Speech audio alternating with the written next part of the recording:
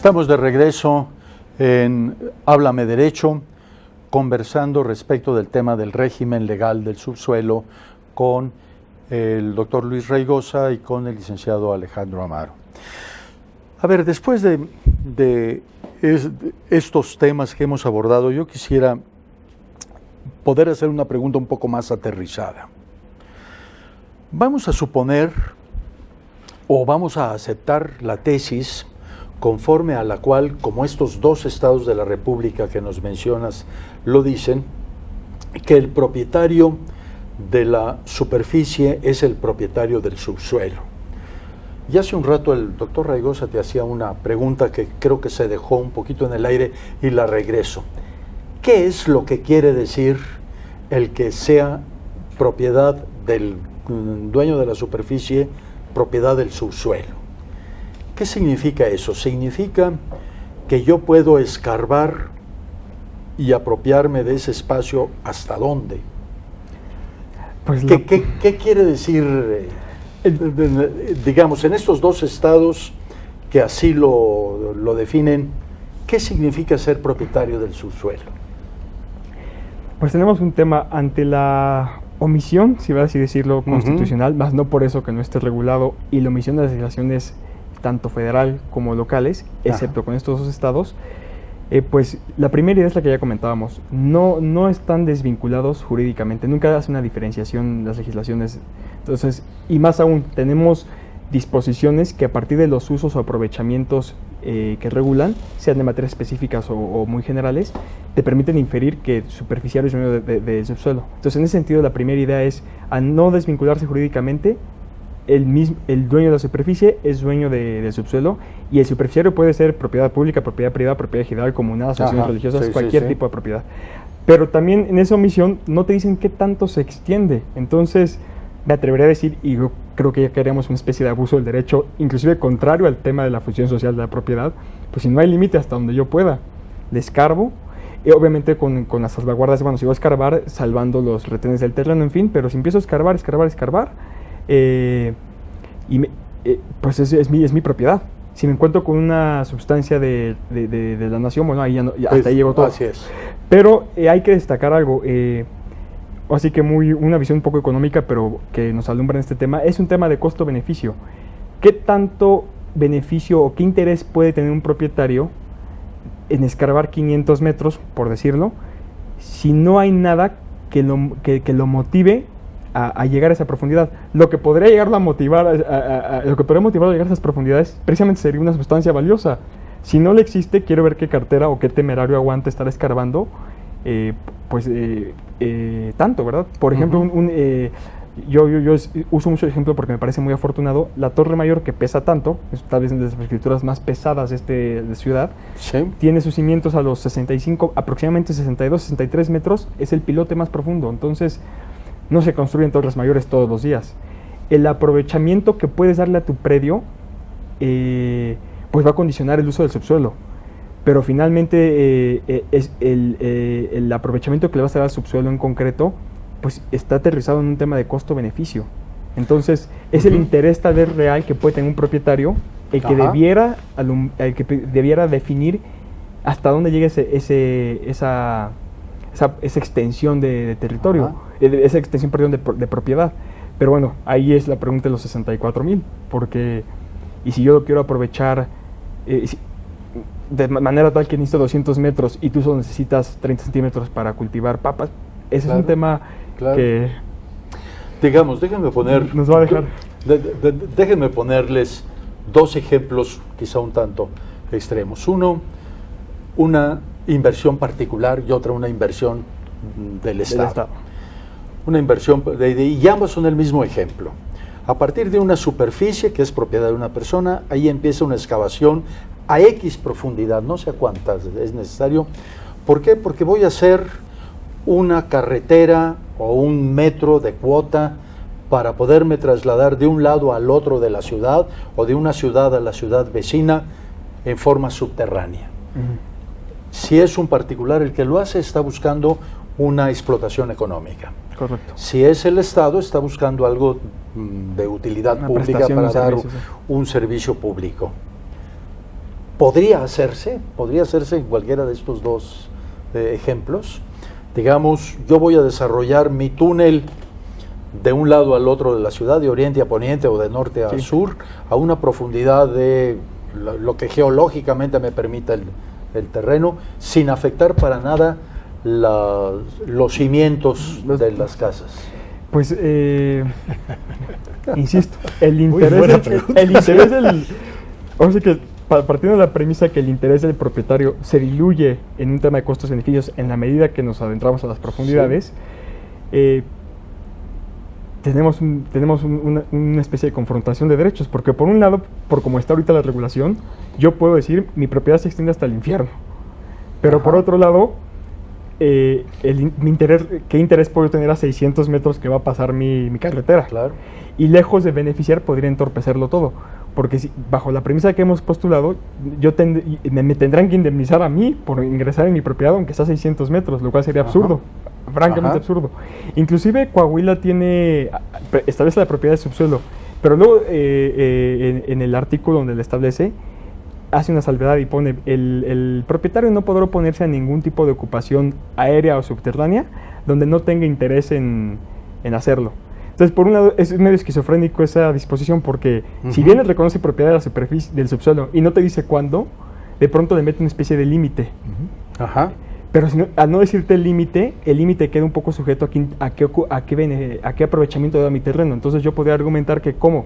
Me estás reconociendo que yo tengo propiedad en subsuelo y a la vez me ordenas que soporte una invasión a mi propiedad cuando tú mismo reconoces que es mi propiedad. O sea, me ordenas soportar una invasión sin indemnización, no obstante que es mi propiedad. Es una contradicción en Coahuila. Coahuila es un caso aparte, pero en abstracto y como usted lo plantea, doctor, pues en infraestructura privada va a ser un problemón. Los costos van a ser prohibitivos para estar indemnizando a todos por el subsuelo.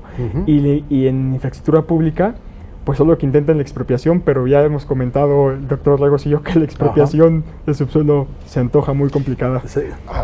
Aquí es un punto muy interesante. Yo trataba de aterrizar con un ejemplo concreto los ejemplos de Manuel. Los puentes de Santa Fe. Los puentes de Santa Fe. Yo no sé si abajo de alguno de estos puentes existan algunas casas. Lo ignoro, pero es posible. En el caso de que sea posible, que de hecho existan casas en los cerros, donde por abajo están los puentes de Santa Fe, fueron construidos por particulares. Entiendo que por concesión. Aceptando sin límites la tesis de que el propietario de la superficie lo es también del subsuelo, debió haber sido apropiado esos terrenos para construir esos túneles. ¿Es correcto? Supongo que no se hizo. No lo sé, pero habría que ver en qué condiciones se daría la posibilidad de utilizar, quizá avanzando por la legislación de Coahuila, pues es que así a 50 metros abajo de tu casa van a construir un túnel que va a permitir el traslado de una parte de la ciudad a otra y utilizar tu propiedad superficial. No utiliza tu propiedad, que es de casa habitación, se me ocurre, por ejemplo. No necesitamos expropiación, entonces habría que marcar límites entonces a ese argumento de la propiedad del subsuelo, ¿no? Sin tener el fundamento, entiendo que de hecho los franceses así ya han llegado a eso. Si van a hacer una línea del metro que no pase por vía pública, la vía pública pues superficial tiene una proyección en el subsuelo igual como cualquier propiedad, ¿no? Cuando llegan a invadir propiedad que no es de vía pública, indemnizan a los de arriba. Digo, no les piden mucho permiso, decimos, simplemente por lo menos están indemnizando en un reconocimiento franco a que tienen propiedad sobre el subsuelo y no se ha terminado lo contrario, porque ellos están muy similares a nosotros. Tienen propiedades reservadas, pero mineras, pero por lo demás lo dejan para el particular. Sí, porque, por ejemplo, todos los sistemas de metros o de subterráneos, de transportes subterráneos que hay en distintas ciudades, hay metros que tienen 400 y tantos kilómetros de extensión. Necesariamente tienen que pasar debajo de la propiedad privada. Es correcto. ¿Sí? Incluso yo no sé en el metro de la Ciudad de México o en el transporte subterráneo que hay también en Guadalajara, si esto pase debajo de hecho, en Guadalajara se rumora que se están metiendo, valga la expresión, pues como topos, por donde está siendo más fácil, constructivamente hablando, y sin importarles, evidentemente hacen sus estudios, pero no están afectando a los superficiarios y se están metiendo pues por la línea más fácil de meterse, pero debieran de alojarse en la vía pública, eso sería lo idóneo, o indemnizar a los propietarios, y no lo están haciendo. Y el tema tal vez el régimen jurídico, la normatividad no da. Quiero ver qué vamos a hacer si de pronto le avisas a una persona, oye, ¿sabes qué? En el caso de una obra pública, te vamos a expropiar a partir de los 60 metros de profundidad para abajo. Pareciera absurdo, y sin embargo, si la ocupación es únicamente subterránea y a profundidades tales que no te causa perjuicio en la superficie, no tendría sentido expropiar todo el bien. Al contrario, si lo expropias todo, estás en demasía, estás expropiando fuera de causalidad pública. Yo solo necesito esto, y hasta sería nula la expropiación. Yo me entrevisté con varios registradores públicos de Tabasco, en fin, y le decía, oiga, y cuando hay una expropiación de subsuelo, ¿cómo le hacen? Me dijo, no, es que eso no hay. Pero que no lo hayan nunca llevado a la práctica no quiere decir que no se pueda hacer. Que no se pueda hacer. Que cupiera el argumento, oye, ¿sabes qué? Te expropio esto porque lo necesito, pero... Algo cercano quizá a esto, pero quizá un poco distinto, porque en el sentido pareciera ser que el caso que estoy pensando solo tiene un beneficio para particulares, cuando, como ocurre en la Ciudad de México, al menos conozco un caso, una tienda departamental construyó una salida de su estacionamiento, de sus clientes, de una tienda departamental, que cruza por abajo de las casas de una X calle para salir a una calle paralela, no la inmediata. Eso, no sé si es utilidad pública, por lo menos es utilidad para la empresa, eso me queda claro. Así que yo no sé si en un caso como este también debiera considerarse si procede o no una indemnización para los dueños de esas casas abajo de las cuales cruzó ese túnel. Seguramente, como fue de particulares, sin conocer el caso, pero contrataron una servidumbre de paso, en este caso fue subterránea, y los indemnizaron, y a fin de la historia. Y es que conforme avance la tecnología, esto lo vamos a ver cada vez más. Hace un momento hablabas de que tendría un costo enorme hacer eso. A lo mejor va a llegar un momento en donde el costo sea razonable, pensando en el beneficio que se va a obtener. Y entonces nos vamos a enfrentar a este problema. Yo les haría una pregunta a ambos, quizá como para redondear y concluir nuestra conversación. ¿Cuál sería lo que debería de hacer nuestra legislación, ya sea constitución o códigos civiles locales o leyes específicas, para dejar tratado este tema y que no tuviéramos estas dudas de interpretación? ¿Cuál sería la opinión de ustedes? Doctor. No lo sé. Es que de entrada me parecía que incorporar la palabra o una interpretación legislativa o constitucional. El propietario del subsuelo, el propietario de la superficie es también propietario del subsuelo, salvo las excepciones que marque la ley. Estamos pensando precisamente en una norma muy general, que permitiera casos en que el legislador dijera, estableciera una legislación secundaria. Bueno, si hay un beneficio particular, pero eso sería hay que buscar una servidumbre de paso, desde la Constitución, usted sugeriría, doctor. Posiblemente. Yo creo que... Posiblemente, si fuera la solución legislativa, perdón. Ok, no, está bien. Pues ¿Tú qué piensas? ¿Qué concluyes en tu Yo concluyo en mi estudio que en la medida que la regulación ya concreta de la propiedad, en este caso inmobiliaria, está aterrizando según los ámbitos el ámbito competencial de que se trate, ya sea federal o de los estados, pues debieran ser las legislaciones de los respectivos ámbitos competenciales en su derecho común, en el sentido de que es la parte más asequible a todos, me refiero a códigos civiles, que ahí mismo se estableciera propiedades tipo, al mejor estilo de Puebla, ya no digamos Coahuila porque tiene esta salvedad que dijimos, al mejor estilo de Puebla, propietario o titular de la superficie lo es de subsuelo, y como dice el doctor Zaragoza, salvo con las salvedades que se que aunque no se ponga eso, aunque no se pongan las salvedades por estar en la Constitución, se entiende que ya están dadas. Ahora, si estuviera en la Constitución, qué mejor para alumbrarnos, y más en un tema tan importante ahora que estamos en esta nueva etapa de la apertura energética, y que va a saltar el tema, tarde que temprano va a saltar. Sí, sin duda alguna. Y sin duda alguna va a saltar. Entonces yo no le doy 3 años para que empiecen problemas de me alojaste el ducto a tal profundidad o me hiciste tal servidumbre minera de paso. ¿Es mío o no es mío?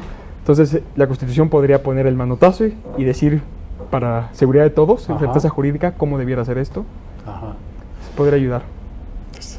Muy bien, pues vamos a concluir nuestra conversación. Yo quisiera agradecerle a nuestros invitados de hoy, el doctor Luis Raigosa, profesor en el ITAM, y al licenciado Alejandro Amaro, que ha hecho esta investigación que culminó en su tesis profesional, el que nos hayan venido a compartir estos estudios, estas opiniones. Debo de concluir mencionando también que el doctor Raigosa fue quien presidió el examen profesional de Alejandro al analizar esta tesis. Pues yo les agradezco a ambos el que nos hayan aceptado, el compartir sus conocimientos y sus ideas, y también quiero agradecer a ustedes el que nos hacen favor de recibirnos en su casa hablando derecho, que es lo que pretende el programa de la Barra Mexicana, Colegio de Abogados en el Canal Judicial. Muchas gracias, amigos, los esperamos en una próxima emisión de Háblame Derecho. Hasta luego.